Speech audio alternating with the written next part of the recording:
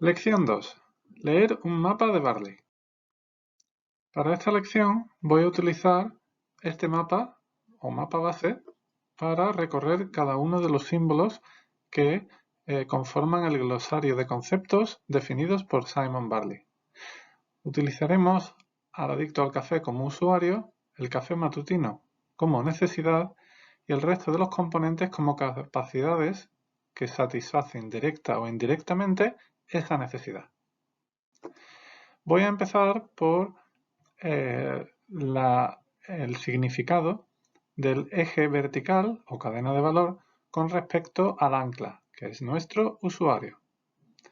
La distancia entre la necesidad y cada una de las capacidades tiene significado, pero tiene significado con respecto al usuario.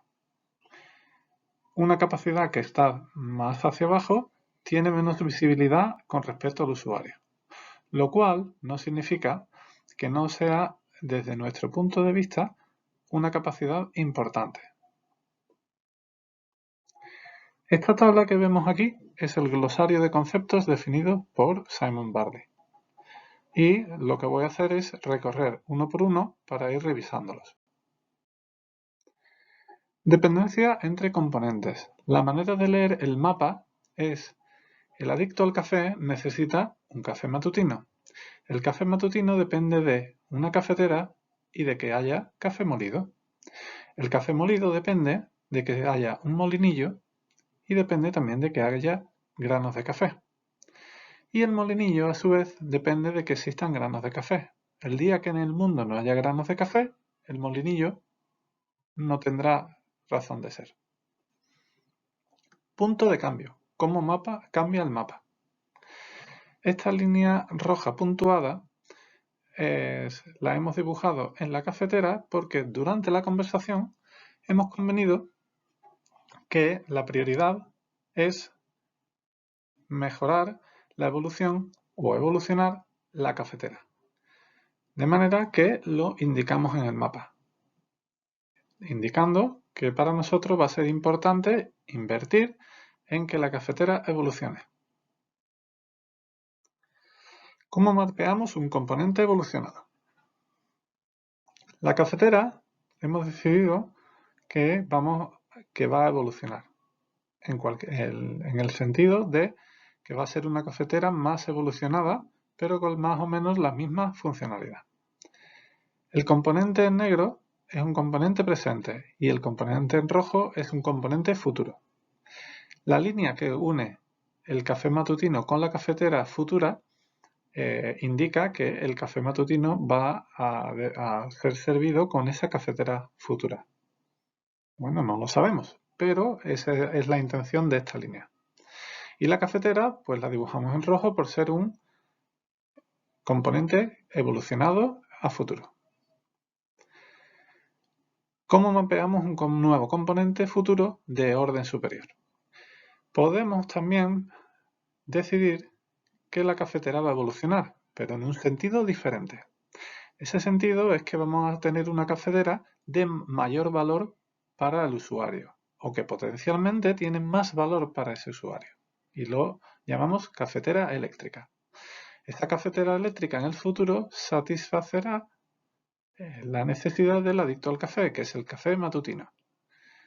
El punto de comunicación es esta línea puntuada roja que lleva de la cafetera que tenemos ahora mismo hacia la cafetera futura.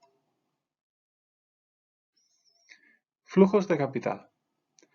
En los mapas de Barley, la representación de los flujos de capital es vital, porque nos permite entender la realidad de la importancia de las conexiones entre componentes. Normalmente se pone en una línea celeste sobre la línea normal. Cuando se hace digitalmente, lo más sencillo es cambiar la línea negra y ponerla en celeste.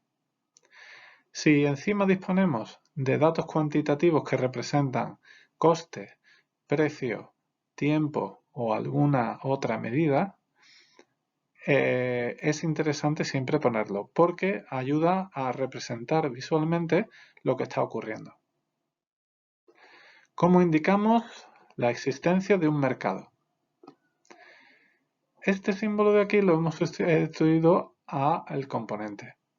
Y lo que hemos decidido durante la conversación es que el café molido en sí es un mercado. Es un mercado con sus complejidades, con su idiosincrasia o con cualquier otra característica. Y lo hemos querido representar así para comunicarlo de esa manera. ¿Cómo indicamos la existencia de un ecosistema? En los mapas a veces nos encontramos con que existen componentes que tienen una relación muy estrecha y muy peculiar. En este caso hemos considerado que el café molido, el molinillo y el grano de café en sí forman un ecosistema y que están muy entrelazados entre ellos.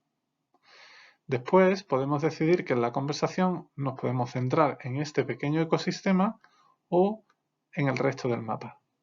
Es una manera de dividir la conversación y no perderse estudiando el mapa. ¿Cómo resaltamos un intento de alterar el mapa?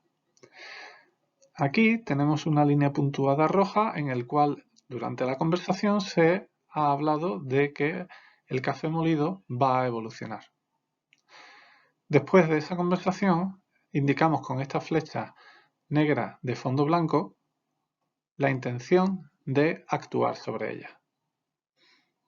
Ese es el intento de alterar el mapa de manera consciente con algún tipo de jugada. ¿Cómo indicamos un área de interés? Al igual que con el ecosistema, podemos decidir que ciertos componentes son un área de interés.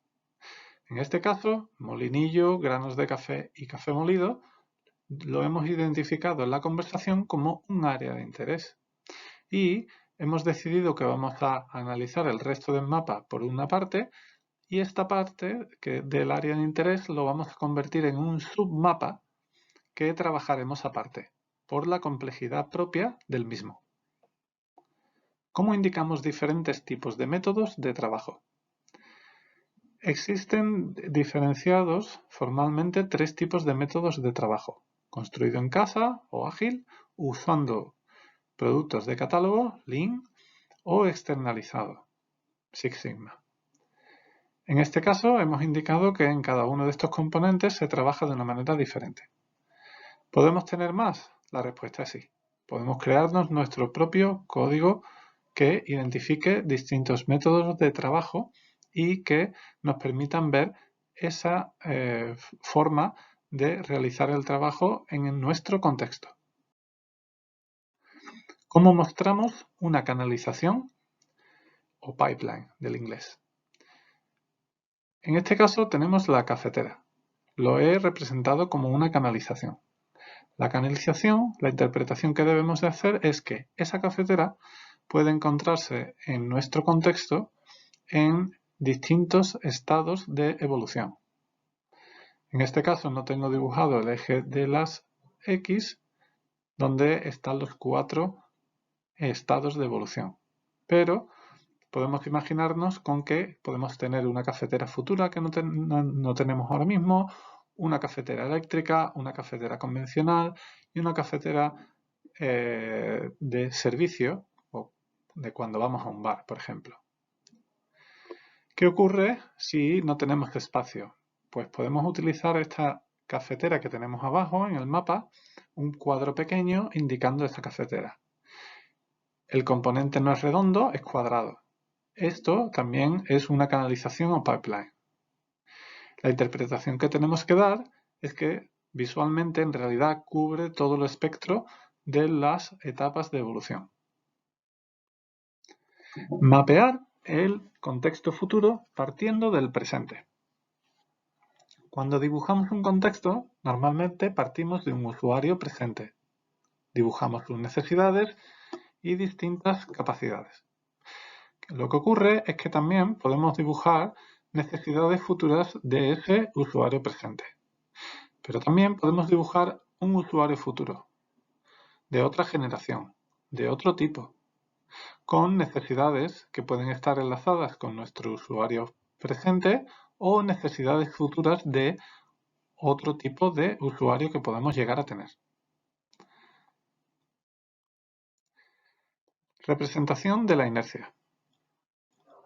La inercia se puede definir como el rechazo al cambio.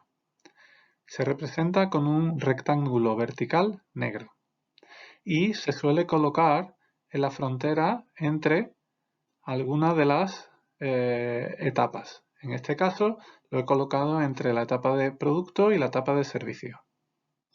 Aquí lo que queremos representar es que la compañía BlackBerry tenía una inercia que no le permitía avanzar hacia adelante en su estado de evolución.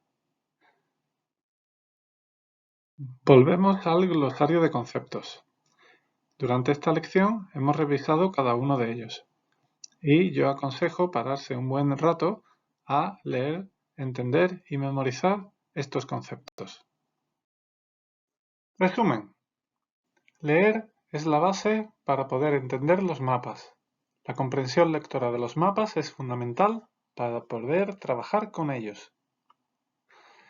La comprensión lectora nos permite empezar a entender las cosas mejor y a decodificar los aspectos formales del mapa.